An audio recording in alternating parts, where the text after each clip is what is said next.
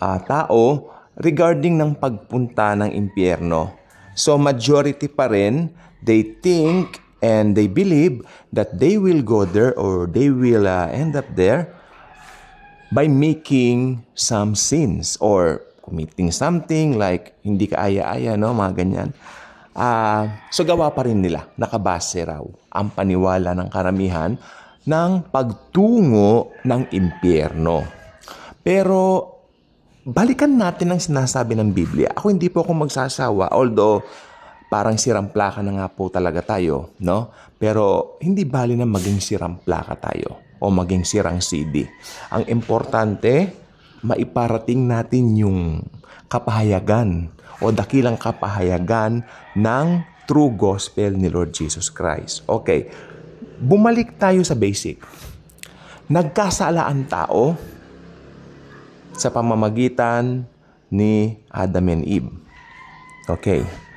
Pero before that, perfect na i-create ni Lord Jesus ang buong mundo. Si Jesus po ang creator ng mundo. Basahin natin sa John chapter 1 verse 1. Siya po ang creator. Hindi pa nga lang po siya nagsasakatawang tao. So, nagkasala po sila dahil nilinlang sila ng dyablo na nag-anyong ahas na super ganda. So, to make the long story short, nahulog ang tao sa kasalanan. At ultimately, pumasok ang kamatayan.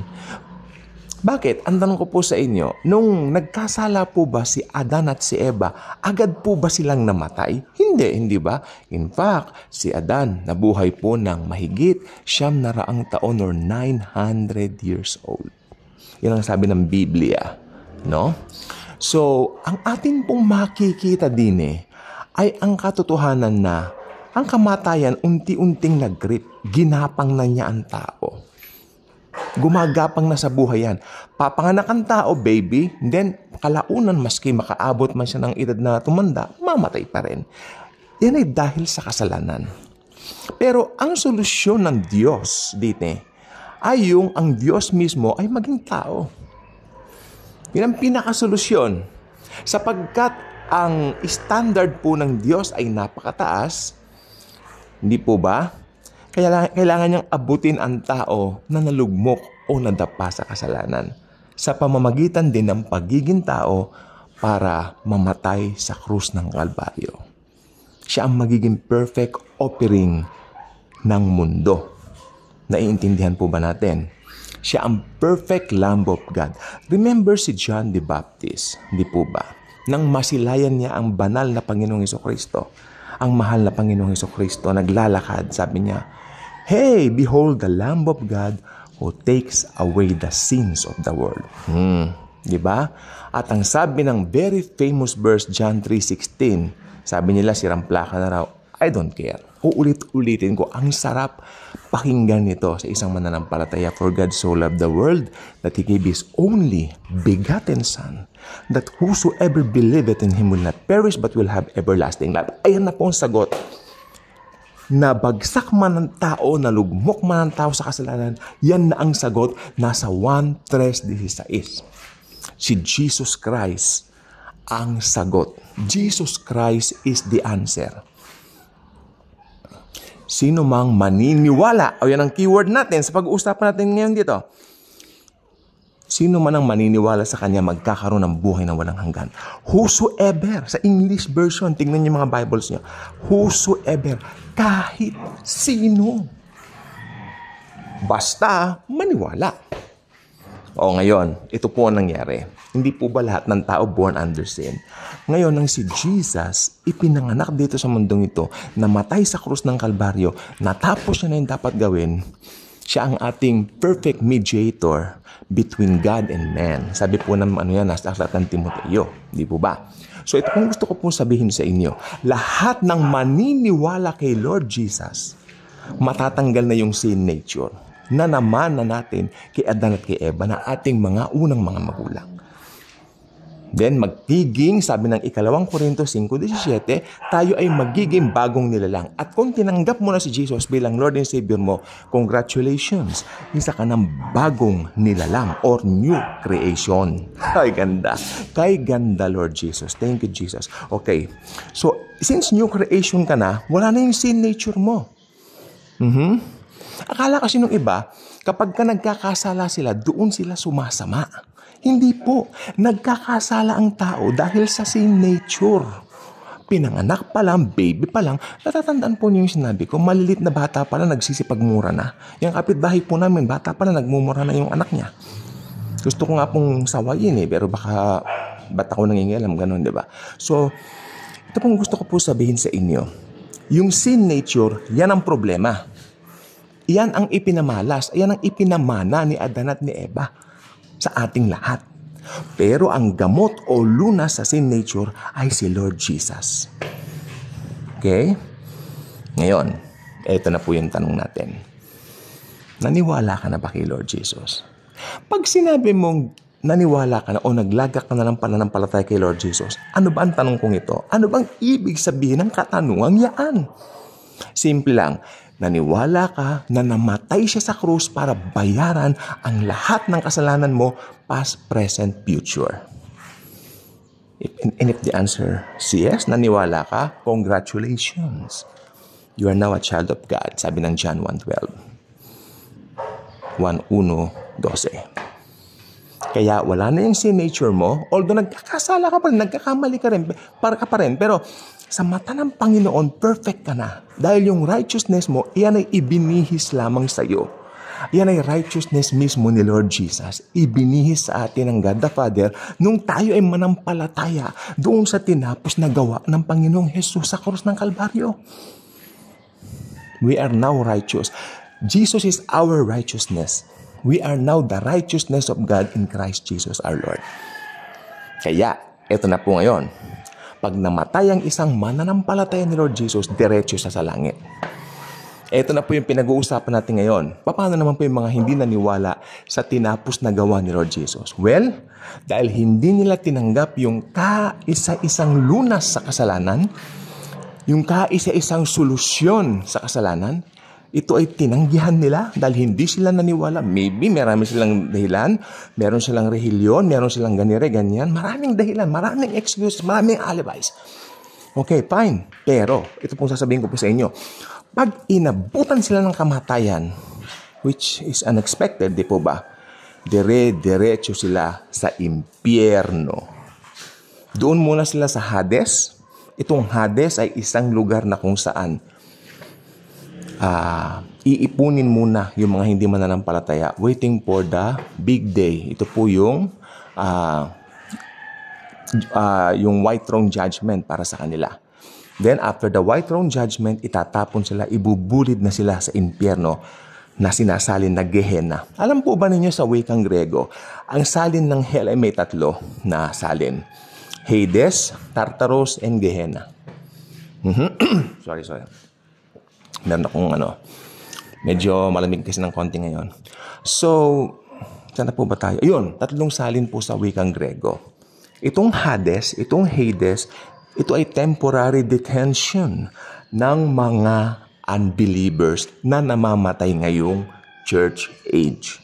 Tartarus, ito ay kulungan ng mga anghel na naging demonyo dahil pumanig kay Satan. So, fallen angels yan.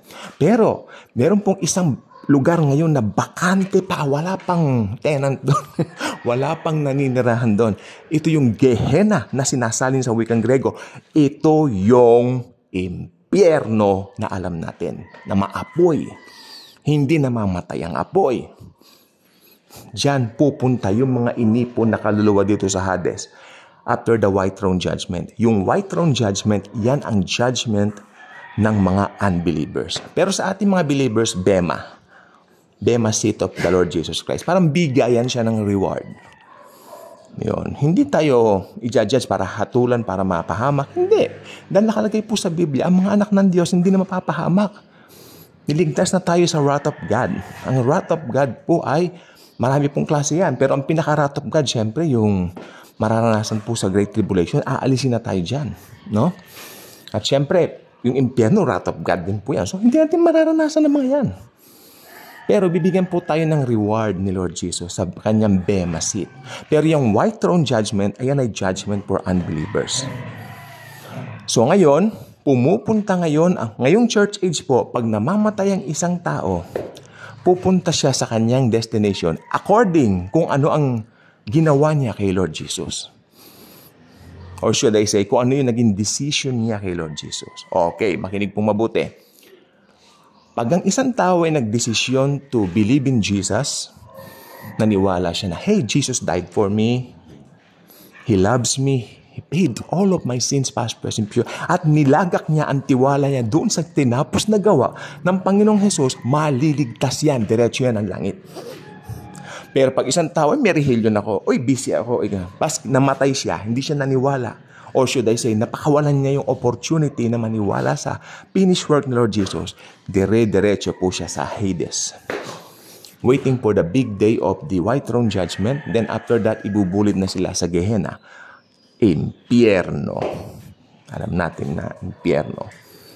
Okay? So ang pagpunta ng tao ngayon sa impyerno is because they rejected the gospel of the Lord Jesus Christ. Hindi sila naniwala sa finished work ng Lord Jesus Christ. So, I hope naging maliwanag po ang munting vlog natin na ito. Kasi napaka-importante po ito. Kasi marami pa rin pong lito. Tsaka gusto ko pong sabihin, gumagawa ng kasalanan ng tao kasi makasalanan talaga siya by nature. Hindi yung gumagawa siya ng kasalanan and then dun pa lang siya nagiging makasalanan. That's a wrong view. Uy, nakagawa ko ng kasalanan kanina. Kaya makasalanan na ako. Nope. In fact, pinanganak ka pa lang, makasalanan ka na. Because all are born under sin. All were born under sin. I hope maliwanag po itong vlog na ito kasi ito po, it's a matter of life and death. This is something we have to take very, very seriously. Busy ka ba sa sa trabaho mo, sa business mo? Yes, I understand. Pero huwag mong pabayaan ang tungkol sa usaping pangkaluluwa mo. Okay? Take time to read your Bible. There in the Bible, you can discover that only the Lord Jesus can take away all of your sins, past, present, and future. And if you do so, nabinasa mo ang Bible, if you did, marirealize mo that it's only Jesus. Sabi niya, I am the way, the truth, and the life. No one cometh to the Father but by me. Kaya kung hindi ka pa subscriber dito, mag-subscribe ka na. Dahil dito, walang ibang bida kundi ang Panginoong Hesukristo at ang tinapos niyang gawa sa krus ng Kalbaryo. So, gusto ko pong sabihin po lahat sa inyo. Tapos na po sa krus ng Kalbaryo ang lahat. Hinihintay lang po ni Jesus, okay, yung mga tao na magdesisyon tungkol sa Kanya. What I mean is, na maniwala sila doon sa sampalatayanan nila yung Kanyang ginawa. Panampalatayanan nila na He's the only Savior. Na other than Him, wala nang ibang daan sa langit. Okay? It's only Jesus, the way, the truth, and the life. So, ang pagpunta po ng impyerno because of the rejection of Christ Jesus alone. Dahil ni-reject ninyo yung gospel, yan ang magbubulid sa kanila sa impyerno, sa inyo sa impyerno kasi nandiyan pa rin sa inyo yung sin nature. Kaya yung sin nature, yan ang talagang kaaway ng Diyos. Yung sin nature na yan. At gusto niyang alisin yan at i-impute niya sa inyo yung righteousness ng kanyang anak na si Lord Jesus. Okay? So mahalaga po na nananampalataya tayo doon sa ginawa ni Lord Jesus sa krus ng Kalbaryo. Okay? So marami pang vlogs tulad po nito. Hanggat nakikita ko na talaga medyo confused pa rin yung ibang mga tao, hindi ako magsasawa na mag-record ng maraming vlogs na gaya nito. Thank you, and Jesus truly loves us all.